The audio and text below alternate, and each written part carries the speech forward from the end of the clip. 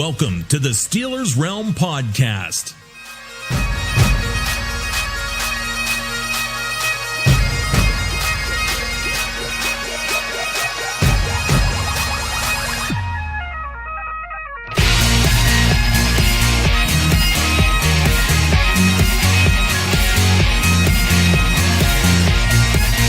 And now, here are the boys of Steelers Realm.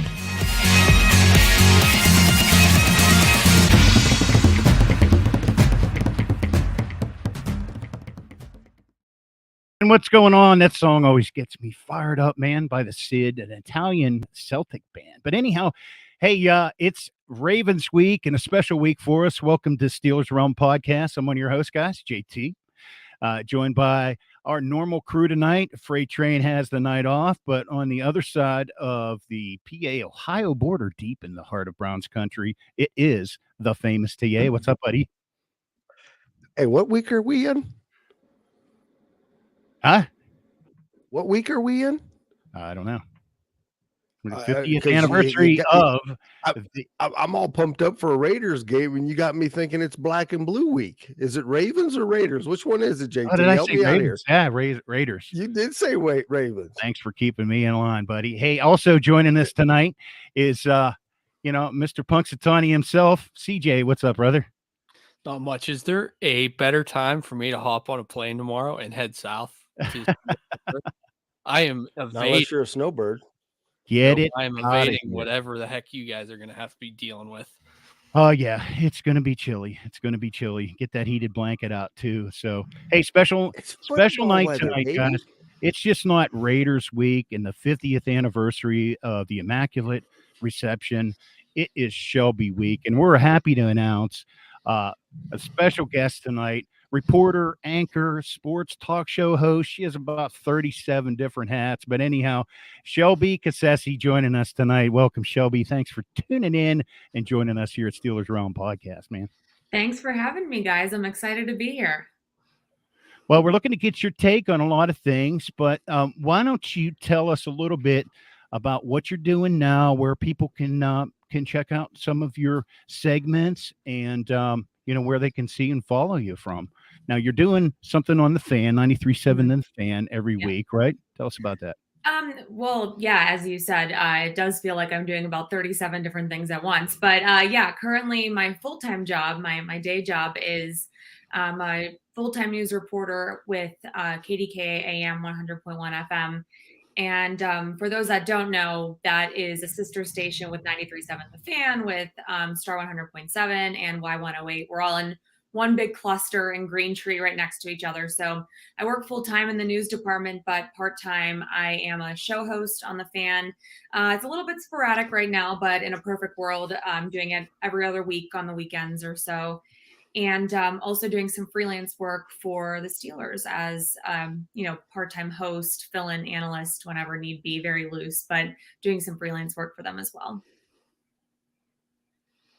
Well, being a Steelers podcast, that's what we were hoping you could shed some light on us here as we kind of navigate the season here and get your thoughts on this team so far. But we had a couple questions before we get into stuff. Obviously, we want to get your take and talk about Franco's passing a little bit. Absolutely. And also, like to get that statement from Art Rooney II, just a touching statement from him. But CJ, why don't you guys kind of have a lot in common. CJ's kind of in a similar role with what he's doing right now. So why don't you, ask Shelby what your questions were? And I think a lot of people look up, growing up as sports fans, and they look at the sports media, and they're like, as kids, I would want to do that. That's something that I would like to get involved with. Mm-hmm. If you were to give some advice to people out there who wanted to get into kind of the sports media business, what would you tell them?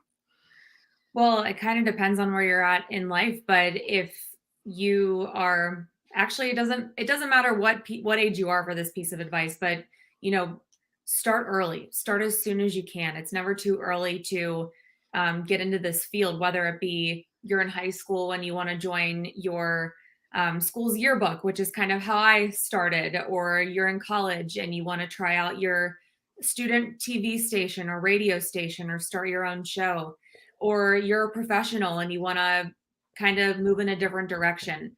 This is a really awesome field because you can't really learn it in a classroom. You can't really find good advice in a textbook or sustaining advice in a textbook.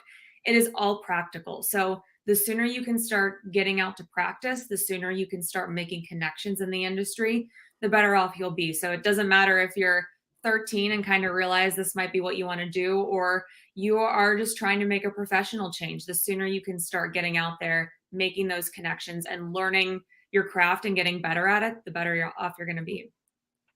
So Shelby, do you remember the first time that you had that mic in front of you, and what was that scene like for you? I can imagine that being that talk show host and being a woman, that had to be very, very exciting, because you are a talk show host who just happens to be a woman. And I think that is wonderful, and that's what this industry needs more of. So that first time you grabbed that mic, what was going through your head, and what was the scenario?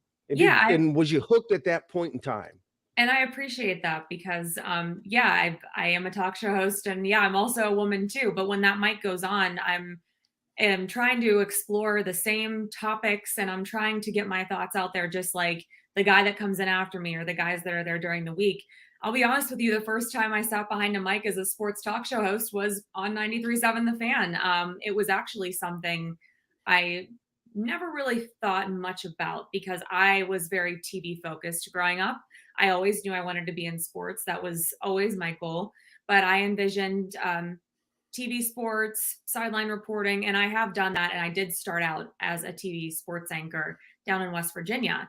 But the radio station gave me an opportunity to come back to Pittsburgh that, at 24 years old was not going to happen in the TV realm.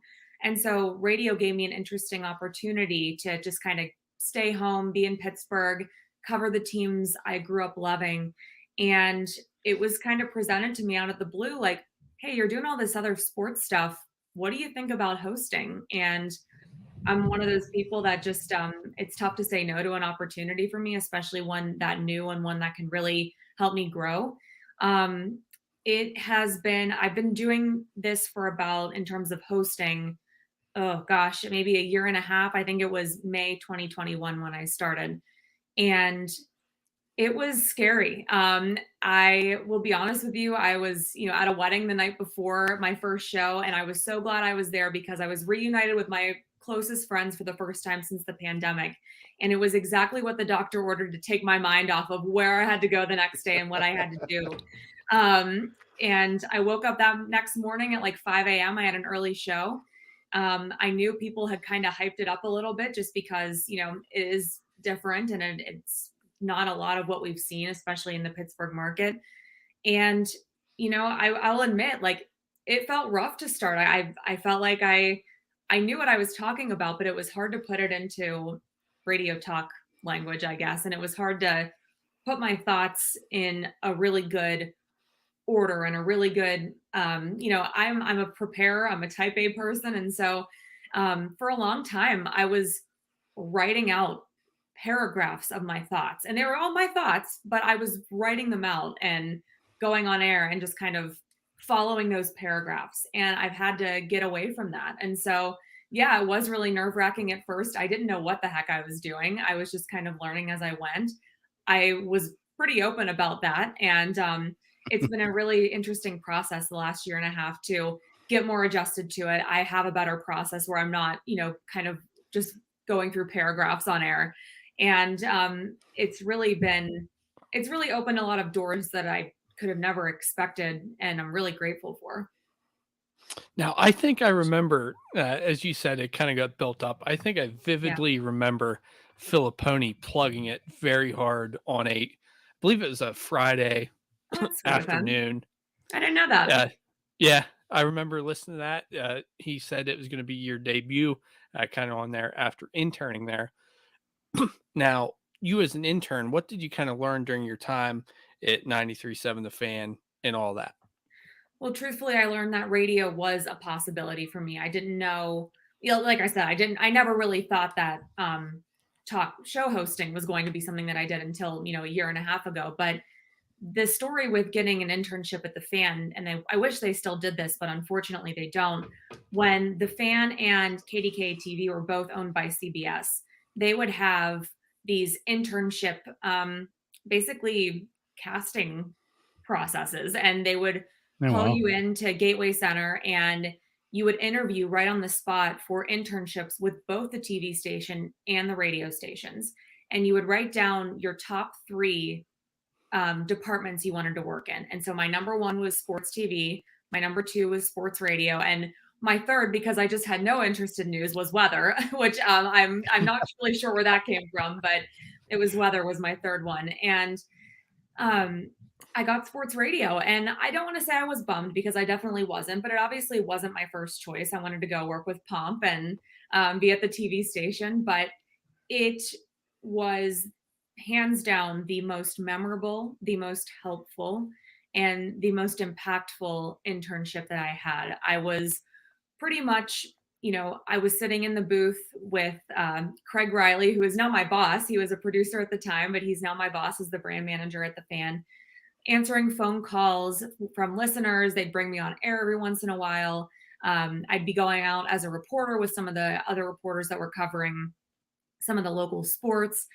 And it was by far and away my most memorable internship experience. And I interned at Fox in Chicago when the Hawks won the Stanley Cup. So that's hard to beat, but the Fan was absolutely the most memorable. It kind of continues to be my home. I was there for my internship. I came back as a part-time employee a couple years later, and now I'm back here full-time. So this is, if you count the internship, my third stint at the Odyssey Pittsburgh cluster, and they've always just treated me so well and have offered me so many opportunities. And it's just been, it all started with that. It all started with getting the thing I picked second, and it's changed my life. That's awesome stuff. Hey, freight train. Let me throw a freight train question in real quick, TA, and then you can have the next one. But kind of speaking about that, as we were talking about career, freight train wanted to know what's your like ultimate goal, where you're heading in your professional career. Where do you see yourself finally sitting, taking Pomp's chair? Oh my God.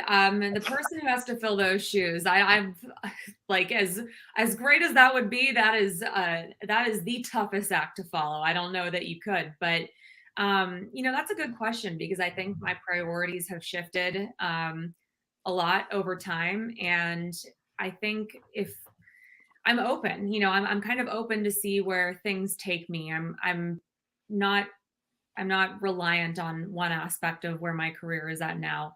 If someone came up to me and said, you can have any job right now, I would love to be a reporter for one of the local teams. I would love to work alongside one of the local teams and provide coverage for them. I think, there are so few jobs in the country, let alone in Pittsburgh, for that. But that's something that I've always kind of dreamed about. And people have asked me if I'd ever be willing to move somewhere and do this in another market. And, never say never, but I am in a position where I am covering and discussing the teams that I grew up watching, that made me love sports, and that have brought so many connections into my life. How can it get better than that? How can I go down to Carolina and cover the Panthers when I'm in a position where I'm covering the teams that have raised me, and that's just one of those things. So I would love to stay in Pittsburgh. I plan to do that. We'll see where the future takes me, but if I had my choice, it would definitely be, covering one of these teams for their internal productions.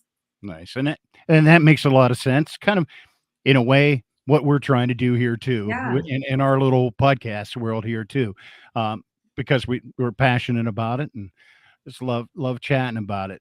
TA, you had a question. Well, she kind of already answered it, because being that you grew up in Crystal Lake over there in Chicago Bearland, I mean, it wasn't necessarily easy to get Steeler games. It's not like you got to see them every week unless you had the NFL ticket. Oh, And we then did. having the desire that you've had to break into the sports world, which has normally been male dominant at such an early age, and now to get back to your hometown. I mean, I think you said it all. you got your dream job your first time out of the gate. I mean, that is like you got the Willy Wonka golden ticket. Well, I appreciate that. But yeah, we moved to Chicago, the Chicago suburbs. People are very particular. We moved to northwest of Chicago when I was 10. I'm from the Butler area. And my parents had lived in the Pittsburgh area, their whole lives until we moved. And so, yep, we pretty much moved our furniture in and then got NFL Sunday tickets so we could watch the Steelers games. And they only came to Chicago maybe twice while we were living there. We did go to one game, and whenever we could, we'd come back to Pittsburgh. My grandparents still lived here. We spent every holiday here, so we were back frequently enough where we were still going to Steelers games and Pens games and all that. So sports has connected me with my dad. When I was growing up, he was always so busy working. I was so busy with school and playing sports. Sunday, well, it was noon in Chicago. Sunday at noon when the Steelers came on, we dropped everything and sat down and had lunch and talked about the game. And he is the basis of what I'm doing because I was maybe 11 years old asking questions and he would take the time to explain what was happening. And I still have a question for him every once in a while, getting clarity on stuff. And we talk back and forth, and the conversations are much more advanced than they were when I was 12, but he's been the constant through all this. It's So I have to interesting that. ask then. Oh, go ahead. Well, hold on, CJ. So growing up, you have to have at least one favorite fan. I'm sorry, one favorite player, and of course, one favorite moment. Everybody's defined by that as a child. Yeah. What was your one favorite player and that defining moment that says, I know I'm black and gold forever? Well, they're a little bit related, and you're right. Every person has that guy, right? And mine was the bus. Jerome Bettis, he was incredible. He was incredible to watch. He was always so much fun. And this was even before I really had a super tight grasp on what I was watching, but it was getting more and more familiar to me. And I believe I was in 6th grade when the Steelers won the Super Bowl against Seattle. Jerome Bettis retired on the podium, and I cried. I cried when he retired. I cried because I was so happy that they won. I cried because my favorite player was retiring.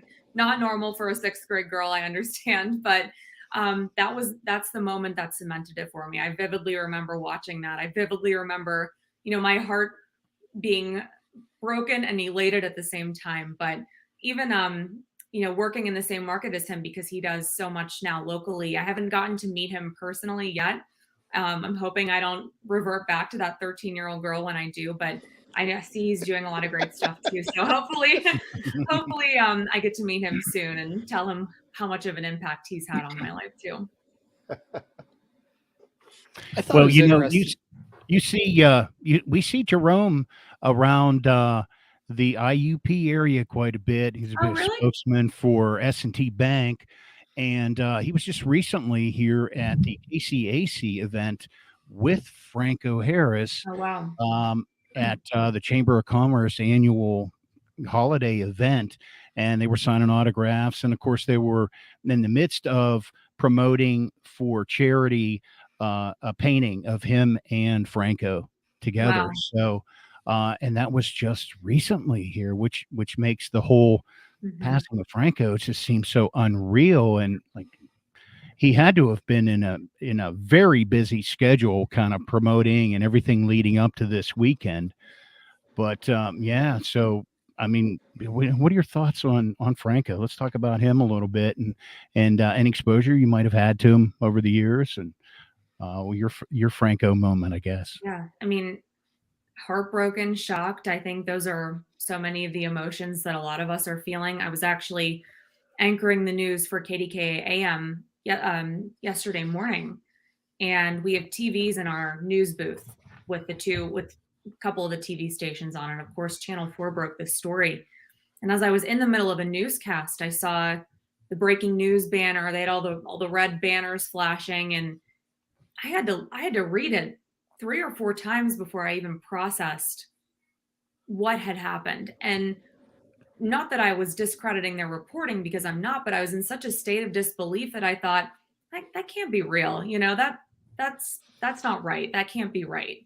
And then of course we obviously move along in the morning, and we hear the worst has happened, and it breaks your heart. I mean, that's truly how I feel about it.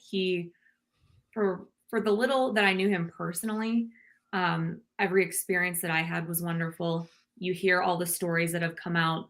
I don't know the story most in depth, but my coworker at KDKA, she was in high school and she had a flat tire, and here comes Franco Harris just in the same parking lot, and he changed her tire for her in the parking lot.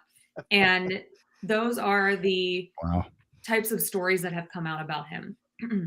I loved that he understood the impact that the Immaculate Reception had on the franchise, on the city of Pittsburgh, on football as a whole. And he humbly didn't shy away from that. And I loved that about him.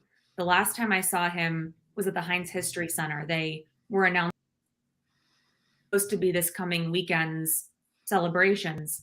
They announced that they were going to have the football at the museum. And he and the man who got away with the football that day were both there. And I mean, I was there for all the reporters that were there. We were there for an hour and a half, just hearing them both tell stories and talk. And he was one of those guys where, you talk for a half an hour, but you maybe ask like 2 or 3 questions because he could just talk about it forever. And Yeah, I right. loved that about him. I love when someone so impactful allows people to embrace that. And he did. And I very rarely have heard of an instance where he said no. I mean, you've seen all the pictures that have come out that people have posted. It's like every time someone asked him for a picture, he said yes. Every time someone asked him for an interview, he said yes. Every time someone asked him for an appearance, for a donation, he said yes. And he is the steward that, the prime example of a steward of Pittsburgh. And he is going to be deeply missed. Yeah, and I think you touched on it earlier. Me being in my mid-20s, never getting to see Franco play. Right. My grandparents talk about watching Franco. My parents talk Mhm. about watching Franco, and all those connections that they made through the Immaculate Reception, and not only his play on the field, but the contributions he made off the field. He's someone that you can look to, and I'll always remember, even though I didn't get to see him play, the impact he had on Pittsburgh. I mean, Yes. you go through the Pittsburgh airport, there's George Washington Yep. statue, and then there's a massive Franco Harris Yeah. statue right next to Totally. it. It's I mean, the epitome of Pittsburgh. Yes. What's more American than that? Small George Washington, big old Franco Harris at the airport. It's what- unbelievable. And Right. And what Steeler fan doesn't have a selfie with it, right? Oh, absolutely. You've been through there. I know I do. I was trying to look it up before we got on here. I mean, I'll tell you a story. My husband and I were just in Las Vegas in October, and we were purchasing drinks, and we showed the bartender our IDs, and he said, "Oh, Pittsburgh, they have that statue of that football player in the airport." That's what I swear to you. That's the first thing he said when he found out that we were from Pittsburgh, and we were like, yeah, Franco Harris, Immaculate Reception. I mean, I'm sure being from Pittsburgh, being Steelers fans, you guys have had similar interactions. Absolutely. Being out of town or being on vacation somewhere, and you're wearing a Steelers hat or a Penguins hat, and it connects you to people instantly. And I think Franco embodied that 100%. I mean, that is the embodiment of that connection that people make. Well said. He really did understand how big that was, Mhm. and to embrace that right up until the days passed, basically. Yeah. That's fantastic. I have a little Franco story too, just real quick. Had a question. We were doing our podcast thing. We noticed some things, like some old material was still showing up in some podcast acts. So I connect with our hosting company, and this was even just yesterday afternoon.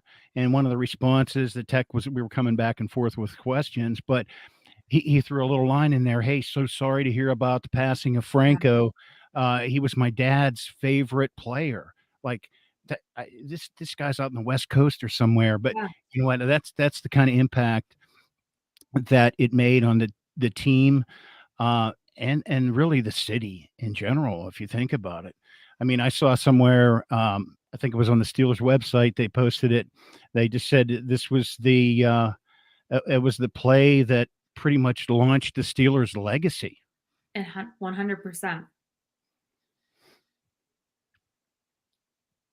You know, as far as legacies go, the one thing that I, as a longtime fan, would hope that the younger generation sees is how to conduct yourself as a consummate pro. Mhm. Because, as you said, Franco did that.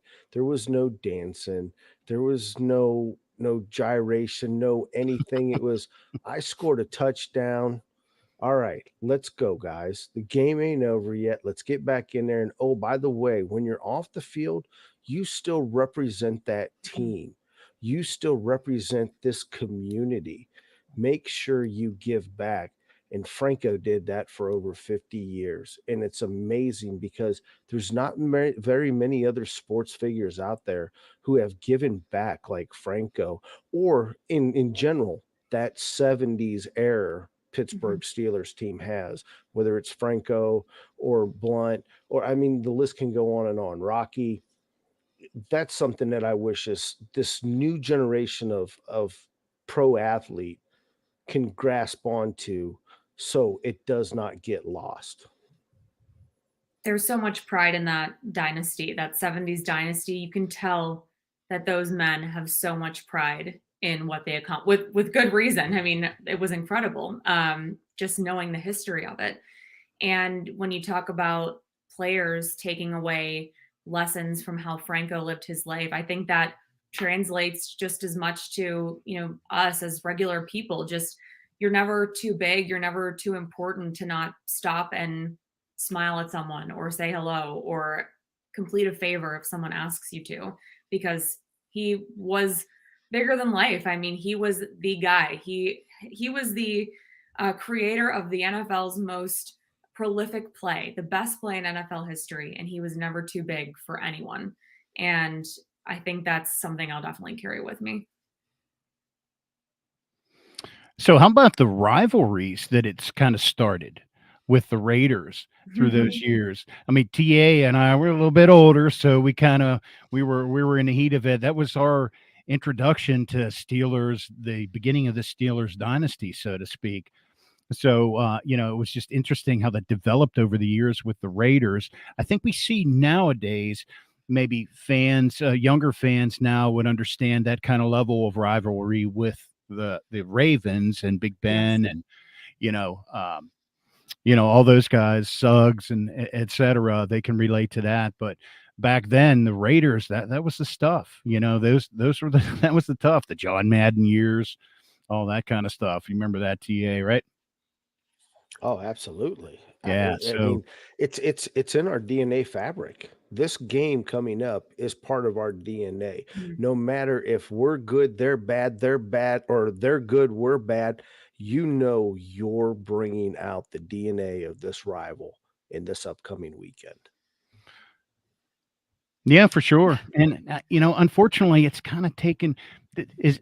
You think this game has kind of taken on a little bit different meaning now with Franco passing and the normal things. Now, I believe they still have plans at halftime.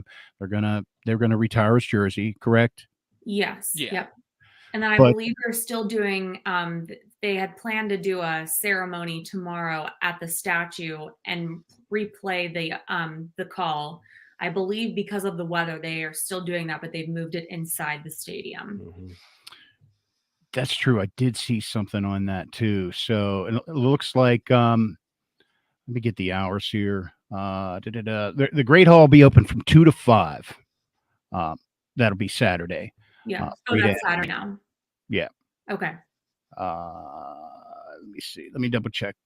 To the public, Thursday evening, still have plans to have a few speakers, market the broadcast, blah, blah, blah. I'll dig into that more so. But yeah, so let's talk about this game a little bit, if you don't mind digging into. Now we're going to That's a Christmas Eve game. Some interesting stats around that, and it's looking pretty cold too.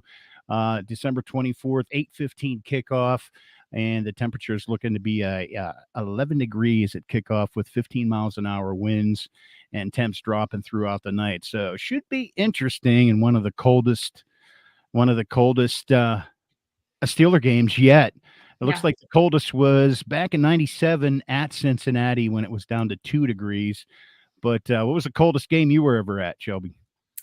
It was definitely the playoff game against Jacksonville a few years ago. I want to say it was 2017, 2016, 2017. I think it was 2017. That sounds about right. Yeah, that one was, I have like different modes of wear for depending on the weather. That was like critical mode, like snow pants, ski Oh, yeah. jacket, everything. It was all the stops. It was also a terrible game. So that was definitely the coldest, and a lot of scoring. It was a high scoring game, but it was very bad football. So that was that was the coldest game I've ever sat through.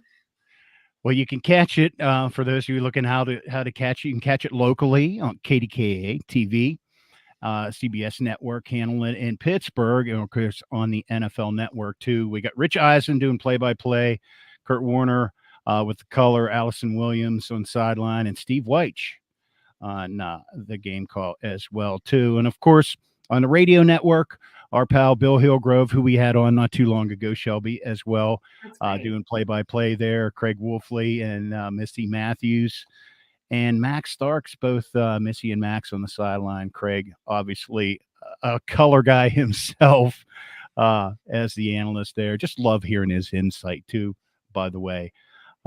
So breaking it down, looks like all-time Raiders lead, include playoffs too, lead the series 17-13. The last win was September 19th, 21, where the Raiders won 26 16 too. So, but anyhow, at home, we do lead 8-6 at home. So the franchise record coaches, Tomlin holds 160, 93-2 record.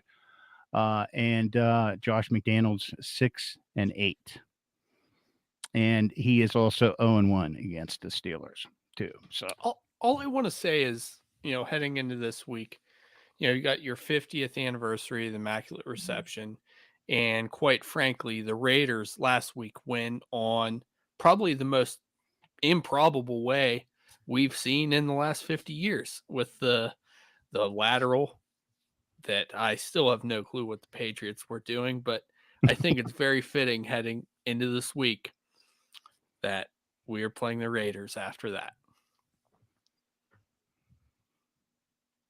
That was, by the way, the least Bill Belichick play I've ever seen. You talk about situational football. The New England Patriots under Bill Belichick are the kings of situational football, and if you would have taken away the jersey colors and just said, what team is this? To just guess what team made this error. I'm thinking New England that's Patriots the would have been last on the list because they just don't have that lack of discipline. And I think the guy who committed the error just said, I'm sorry, I was just trying to do too much. I was just trying to be a hero, but you never see that in New England. No, you don't. And it's funny, you listen, not to make it too much New England, but Bill Belichick, they always say on the broadcast, "Oh, this isn't something a New England Patriots team does," and all the Patriots fans are like, "Well, every week the color analyst says this, and every week something dumb happens." But anyway, the Raiders stole a win last week. They're feeling good. Josh McDaniels got the best out of his mentor, and he's had a little rough road with David Carr early on, but it seems that they've kind of turned it around. It's going to be interesting to see what happens. JT. Yes. Let's do our plug, baby, for our sponsor before it gets too late. Real quick, Shelby, hang on there a second. Just want to plug our website there, SteelersRealm.com. Stop there for our links. to all our social media, as well as all of our video podcast and audio podcasts. We finally got them up on the front page too. More blogs coming too. So our resident writer, CJ, will be throwing some more stuff out there, as well as looking into the drop baller of the week segment too. Shelby, we have a drop baller of the week. We used to call them a number of different things, but usually like a social media or somebody that stood out that somebody did something silly. So always find that. yeah, there's plenty of that out there these days too. And if not, just ask AB. There you go. Yeah. And then our More buddy often than Freight not. Train started, our buddy Freight Train started doing a little thing off the rails where we just kind of jump on live right after the game and give our immediate reaction before we kind of settle into our post-game shows and things like that. So make sure to check in there too. That's a little bit more raw and emotional, so we kind of let it fly there. So there are plugs, but let's jump into the game. CJ has a couple by the numbers, some interesting stuff, especially in light of this week. So why don't you take away the by the number segment, CJ, and we can get into the game a little bit real quick. Obviously, the first number, it's kind of the biggest thing. We kind of hit on it before, retiring the number 32, Franco Harris. Hasn't been actually issued since 1982. No Steelers player has worn that number. And this is only the third number that the Steelers have retired. The only other ones are Ernie Stotner. Am I pronouncing that right, JT? And Yes, Stoutner. okay. Yep. And Joe Green. Next, I kind of hit on this last week, and it didn't matter who was playing quarterback, but 129 passing attempts that Kenny Pickett has thrown without an interception. At the end of the day, take care of the football, play fundamental, and guess what? You're going to walk away with a win. It's actually the fifth longest streak, too, in the NFL right now. Wow, He hasn't really? thrown an interception since week 8 at the Eagles.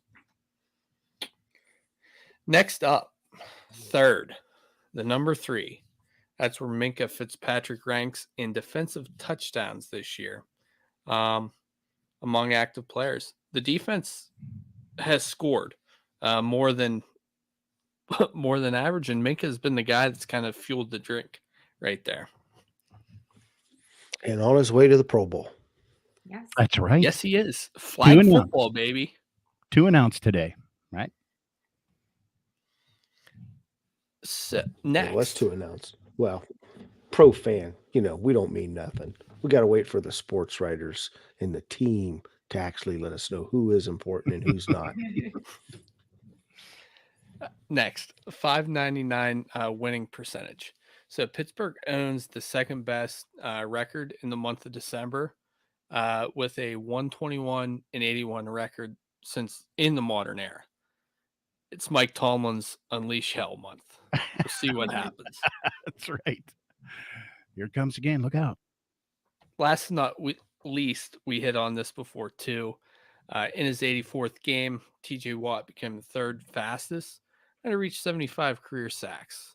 Only Reggie White and his brother JJ have done it in a fewer amount of games since this became tracked in 1982. Really? Isn't that interesting? All of a sudden they start tracking different stuff. But no, thanks for that. Who do we expect to see? How's everybody looking health-wise, TA? The ambulance report? We're ready for the ambulance report? Let's do it, Hey, man. look, Yeah. this is the end of December. We're looking forward to a new year in a week or two. Santa Claus is coming. There's good things getting ready to rain down on Pittsburgh. Besides, Kenny coming back from concussion protocol, we're going to get to see him. And I got to hand it to the young man for being aware and making the actual self-awareness call to pull him out of that game. That was pretty good. That's a good sign for him. But other than that, I mean, everybody's bang, booze, whatever. They've all got their little, nicks. I think the only one we really got to wonder about right now is Terrell's hamstring. Mike's played it down a little bit, but I think at the end of the day, that's the guy who I'm more concerned about. DJ's dealing with a little bit of turf toe. We're going to get to see Miles Jack back, and Pat seems to be smooth ready to rock and roll. He's Now, Muth ready. I think Muth's ready. Muth is ready. Now, on the other side, we've got a couple of players. You've got tackle Jackson Barton, his back. He did not practice today. Now, hopefully, we have a couple of outside linebackers that can take advantage of that, because back injuries, man, they're hard to come by or get over, I should say. And we've got Alex Barr. He's nursed a little bit of soft knee, so that offensive line can be had this game, JT. We just got to execute. Other than that, man, put on the boxing gloves, pop some popcorn, sit back with the family.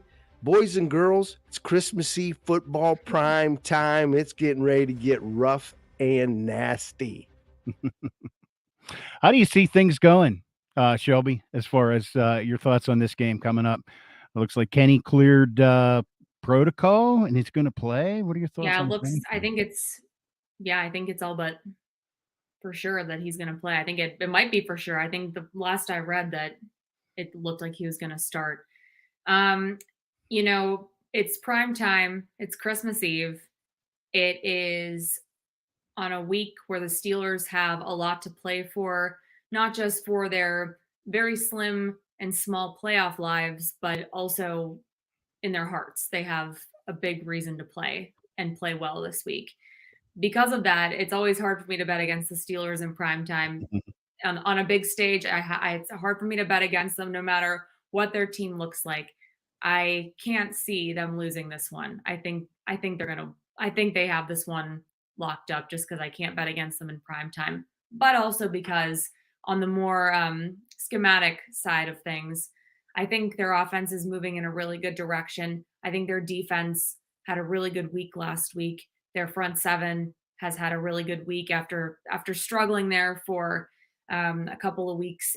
And if this team can have an offense that runs the football and they take care of the football, don't have to be great, don't have to be incredible splash plays left and right, killer bees football, but as long as you take care of the football and run it, and as long as you have a stingy defense that can clog the trenches, this team will be fine. And I think that's what they'll continue to do. Nice. How do you think they'll control their probably the most splashiest player, and Max Crosby on defense? Who's he line up against, and who do you think that wins that matchup all night long? Yeah, that's a tough one. I think you're gonna put your best on him. You're gonna have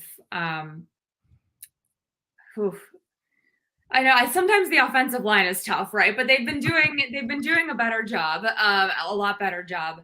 I think you got to put probably Chooks on him, I would say.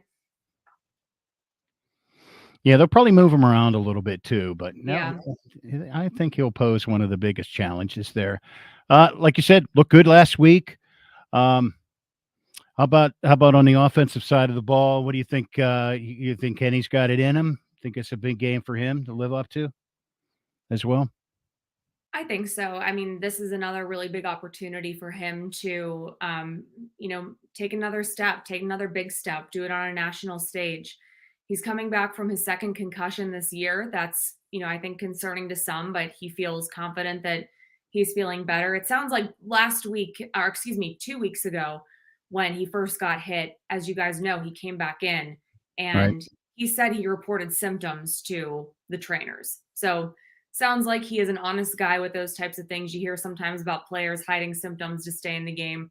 Sounds like he's forthcoming about how he feels. And if he's feeling good, the league is obviously, and the Steelers are not going to take chances with head injuries, given what has happened, especially this season. So I think Kenny Pickett's in a really good position. Again, take care of the football, run the offense efficiently, put the ball on the ground when you have the opportunity to, and they'll be good. Did you say run the offense officially? Does that mean you're going to be up in the booth this week calling plays? You know what? I mean, you got the A personality. The progress has been there. I mean, it's been a long road, but the progress has been there. And I think that testament is to the offensive line. That's and what they've been able to do. The testament is to Najee Harris and how he was able to bounce back after the bye week and to the decision making to do a 1-2 punch with him and Jalen Warren. All those things have led to a much better offense, and at least one that can move the ball downfield, one that can not get stuck in 3 and outs every other time they're out there. And that's been the major difference for them in an efficient offense. As we know, it's not always perfect. It's never been perfect this season, certainly, but they've had a lot more success in the last few weeks because of the offensive line, because of the 1-2 punch in the backfield. And because I think Najee Harris, he had the bye week to heal physically, but I think he needed to get out of his head a little bit, and I think it worked. And I think you said it all right there. We made note of it last week. This is the only offensive line in the NFL that has played the entire season together, and we're finally seeing it start to gel. You can tell they're picking up their assignments. You can tell they're communicating with one another. They know what hat to get on what hat. So as far as Max Crosby go, even though he leads the Raiders with 11.5 sacks, I look for them to deploy, whether it's Chooks or whether it's Dan Moore Jr., look for either Muth and or Gentry to be lined up beside him to take away that. And most importantly, protect Kenny this week, because the last thing we need is a third concussion. Absolutely. Now, as far as the running goes, you got to really like it. We've got to come up with a nickname for Jalen. Do we call him like the little bullet? I mean, that guy is so explosive coming out of that backfield. Yes. He is like a bullet coming out. He's like, boom, gone. And He's it's a been bowling ball. great. I mean, and that for a while, that was a big difference between Jalen Warren and Najee Harris. And again, I think Najee Harris was dealing with some physical issues. I think he just was getting into his head a little bit. But you'd see Najee Harris kind of try to do the Le'Veon Bell and kind of try to dance around and make things happen that weren't there and not seeing the holes. And Jalen Warren would just move forward. He would just go forward. No questions North and asked. south. And that was the North and exactly. south. And that was the difference between the two for the first handful of weeks. Bye week happens. It's a much different situation. And you can see Najee Harris running with sort of that mean streak that Jalen Warren has been this whole season. And it's really worked well for the Steelers. I read where somebody commented to him that, buddy, you're 225-pound running back. Put your foot in the ground and run forward and hit people, and that you'll make your living that way. And, we're seeing that now. And like you say, I think a lot of people think there was that injury that was still lagging, even though players don't like to admit, they're all I'm back, I'm healthy and everything. But you're seeing quite a difference now and a different running style. So maybe it's a combination of both health and getting back to the roots and that. Like where they're going with that. They've been increasing their yards per game on it too, and it certainly helps Kenny. Rookie quarterback, you need to rely on that running game just to kind of keep him honest.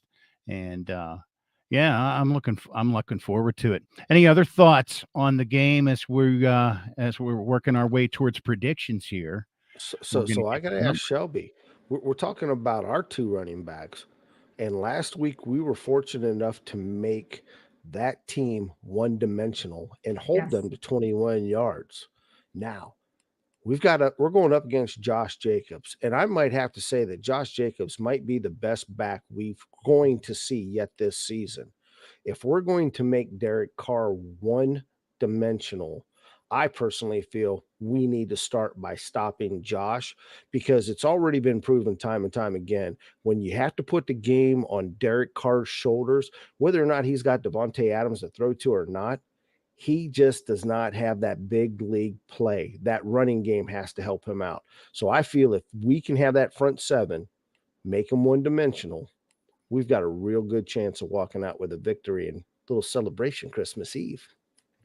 Well, I think anytime you look at a Steelers win this season, that's been one of the main keys. I look at the game against Tampa Bay, which that team's a big mess right now, but they really held Leonard Fournette, and Tom Brady got frustrated and he got one-dimensional, and his offensive line was falling apart.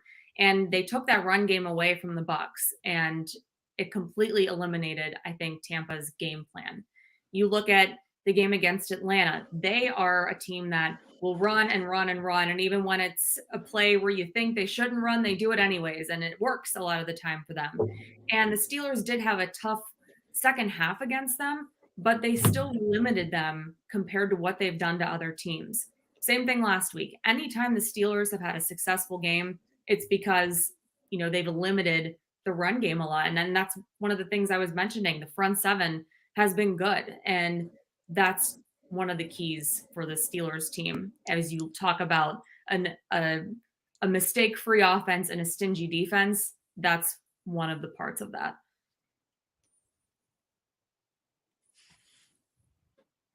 I guess this is me and Shelby's show right now. I'm going to kick the other two off.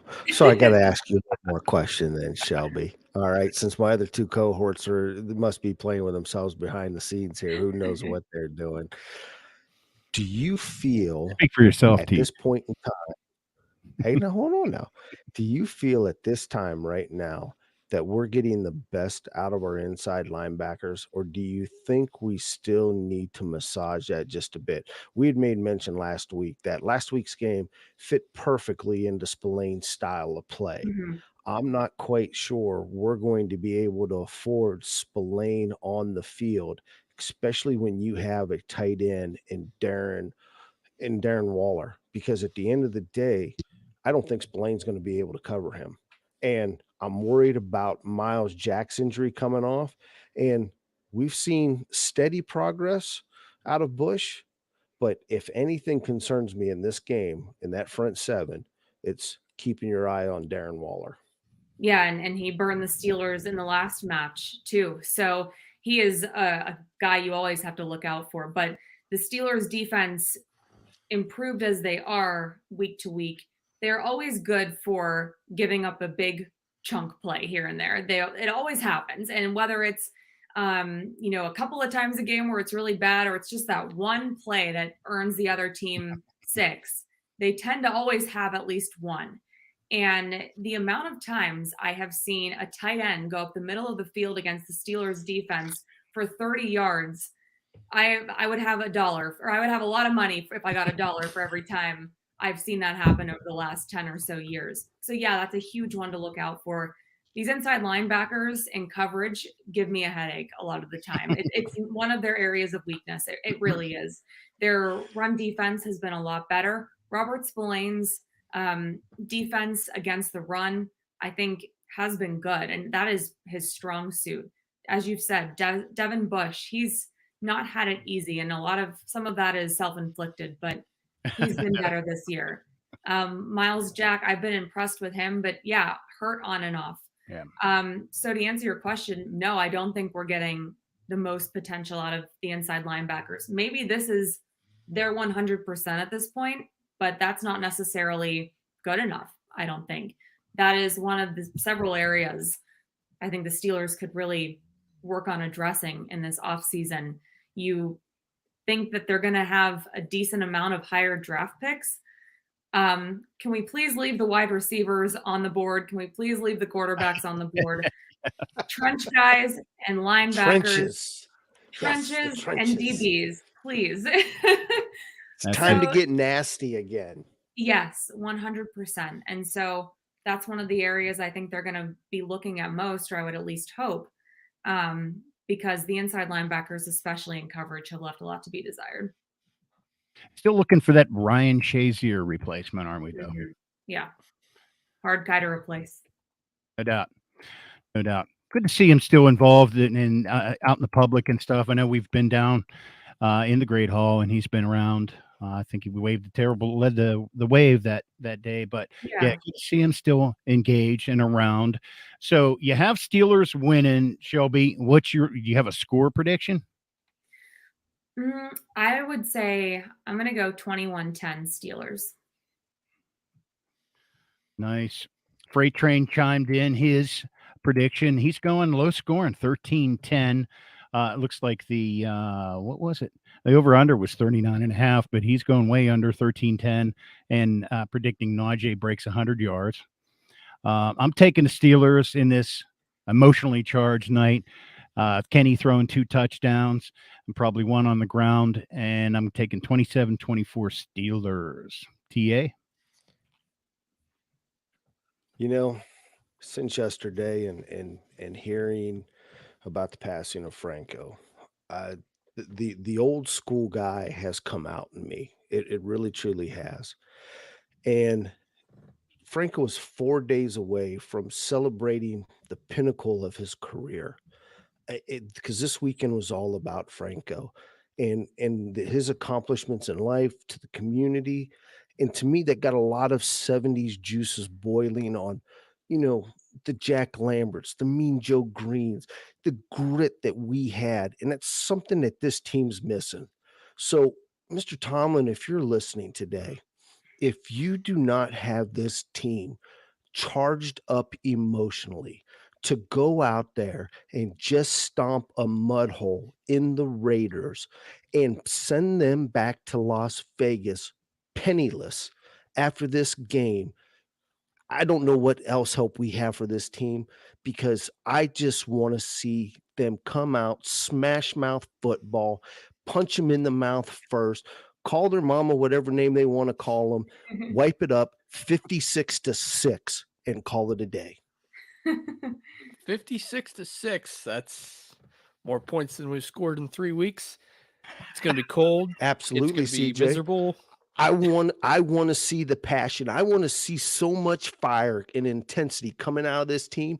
It doesn't matter that it's 11 or 5 degrees outside, because those boys are just smoking. All right. Love it. Well, it's going to be cold. It's going to be miserable. The icy light's going to be flowing inside Acrisure. Oh yeah. 1918 Steelers Boz walk-off win. That would be great for my fantasy team. I could use a few Boz field goals this week also. Yeah, we could all definitely. Well, cool, man. Cool. Any last words? We sign out, guys, and let Shelby get going here. I got Yes, nothing Shelby. other than Shelby. Thanks for joining us. Oh my It's a gosh, thanks pleasure for to having meet me. It you. was so fun.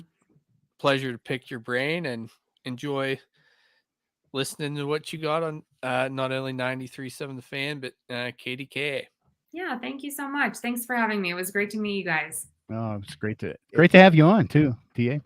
And Miss Shelby, I have one last thing, Yes. because I know that your husband is a Tom Brady homer. So you got to let us know.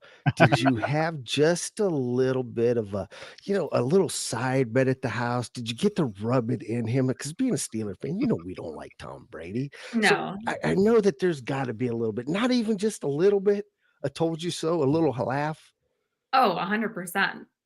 I That's mean, what I'm talking I have so few opportunities to be on the winning side of that battle, a Steelers fan and a Tom Brady fan. And, this is, it's something to watch, the implosion of the Tampa Bay Bucks. He's not too happy about it. I try to be supportive, but like I said, I get so few opportunities on that to enjoy that side of the rivalry we have going on. So yes, I rub it in as much as I can is the answer to that question. And getting a win over Tampa earlier this year was especially sweet. And that was the game he screamed at his linemen. So it was even That's better. right. He did. It was a total meltdown, wasn't it? It was. Right.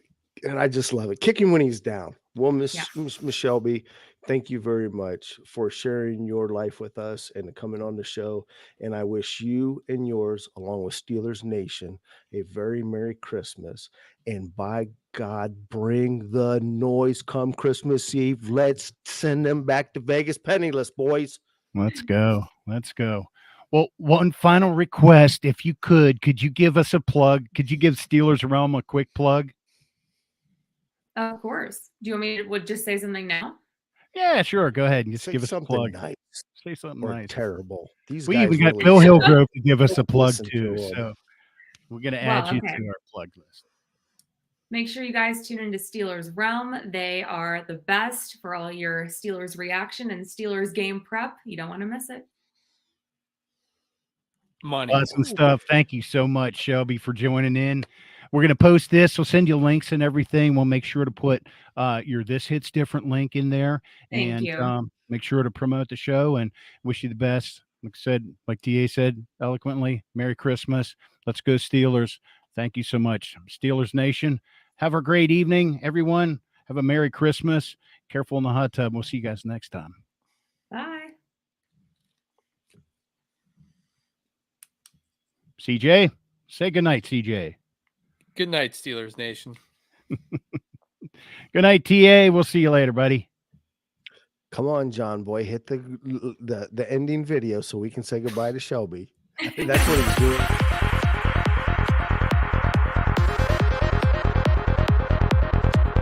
Check back next week into the Steelers realm.